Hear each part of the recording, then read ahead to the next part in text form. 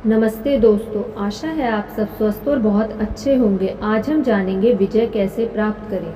मैं स्टार्ट करती हूँ। जीवन में अब तक जिस सबसे बड़ी चुनौती का आपने सामना किया होगा वह है भय पर विजय प्राप्त करना और साहस जगाना।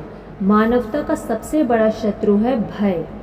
एकमात्र जो चीज़ हमें डराती है वह खुद यही डर है।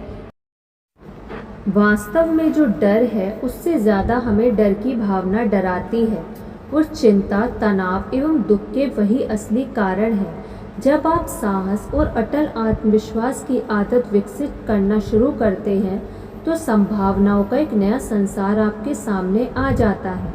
कल्पना करें, अगर आप दुनिया की किसी भी चीज़ से नहीं डरते तो आप क्या सपना देखने की हिम्मत कर सकते हैं। यह बड़ी अच्छी बात है कि अन्य आदतों की तरह साहस की आदत भी बार बार दोहराकर सीखी जा सकती है। हमें इसके लिए लगातार डर का सामना करने की और उसके काट की अपने अंदर हिम्मत पैदा करनी होगी, ताकि जीवन के तमाम अच्छे बुरे उतार चढ़ावों का निडरतापूर्वक मुकाबला करते हुए आगे बढ़ते रहें। डर पर विजय प्राप्त करने और साहस विकसित करने की शुरुआत इस तरह हो सकती है कि आप पहले वैसी बातों को चिन्हित करें जो आपको शंका में डालने वाली हैं। अधिकांश आशंकाओं की जड़ बचपन का माहौल और उसकी मन मस्तिष्क पर पड़ी हुई छाप है, जो विनाशकारी आलोचना से जुड़ी है। इसमें दो प्रकार की शंकाएं उठती हैं। पहली, असफलता का डर, जो हमारे अंदर बार बार यह सोच पैदा करता है, मैं नहीं कर सकती, मैं नहीं कर सकती। दूसरा है ठुकरा दिए जाने का डर, जो यह सोच पैदा करता है, मुझे करना है, मुझे करना है, मुझे करना है। इन शंकाओं से घिरे रहने के कारण हम पहले से ही मन में ये संभावना पाले रहते हैं कि हमारा पैसा डूब जाएगा, समय बर्बाद होगा या संबंधों में भावनात्मक निवेश भी समाप्त हो जाएगा। विचारों को लेकर और अन्य लोगों की संभावित आलोचनाओं को लेकर हम इतना संवेदनशील हो जाते हैं कि कुछ करने या कोई नया कदम उठाने से अपने ही मन में उठे खुद के तर्क वितर्क से डरते हैं। हमारा डर हमें निकम्मा और लाचार बना सकता है। यह डर हमें अपने सपने और लक्ष्य पूरा करने के लिए कुछ सार्थक कदम उठाने से रोक सकता है।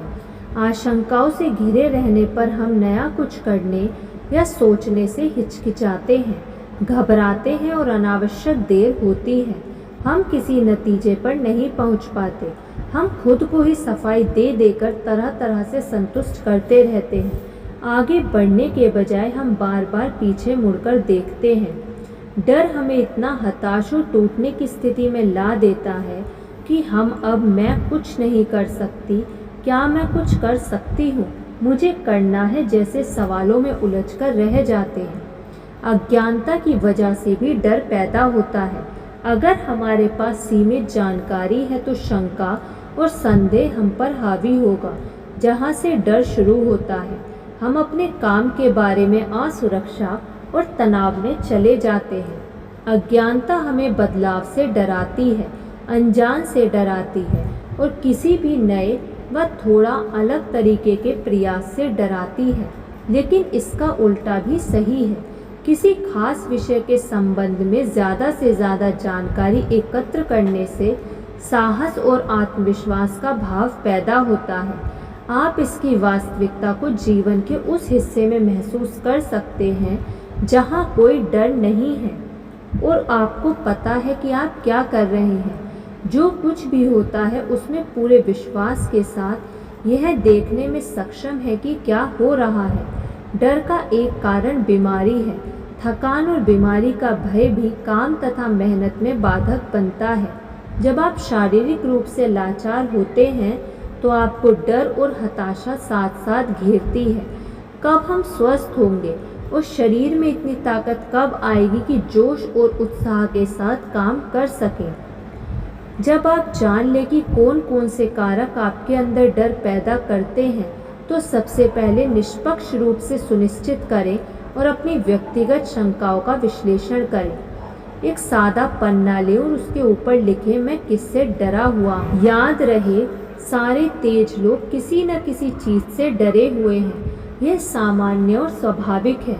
आपकी शारीरिक, भावनात्मक और वित्तीय सुरक्षा के साथ साथ उन लोगों से भी इनका संबंध है जिनकी आपको जिक्र है। साहसी व्यक्ति वह नहीं है जो भयभीत नहीं है। साहस भय की काट है। भय पर मास्टरी करना भय का लोप होना है। यहाँ मुद्दा यह नहीं कि आप भयभीत हैं या नहीं, डरे हुए तो हम भी हैं। सवाल यह है कि आप डर से निपटने कैसे हैं। सामान्यतः साहसी व्यक्ति वह है जो डर के बावजूद आगे बढ़ता है। यही एक महत्वपूर्ण बिंदु काम करता है। जब आप डर से मुकाबला करते हैं और यह ठानकर आगे बढ़ते हैं कि देखें डर का कारण क्या है, तो डर समाप्त हो जाता है, डर की जगह ले लेता है आत्मविश्वास और वह मजबूत हो जाता है। वही काम करें जिससे आप डरते हैं और भय का नाश तो निश्चित है ही, इसके विलोम भी सही है।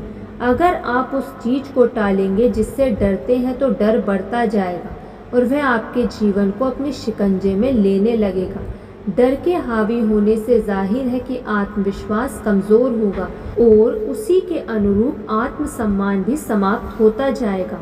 धन्यवाद। आपको ये वीडियो कैसी लगी कमेंट करके ज़रूर बताइएगा। यदि आपने अभी तक इस चैनल को सब्सक्राइब नहीं किया तो सब्सक्राइब कर लीजिए और इस वीडियो को लाइक कर दीजिए। धन्यवाद।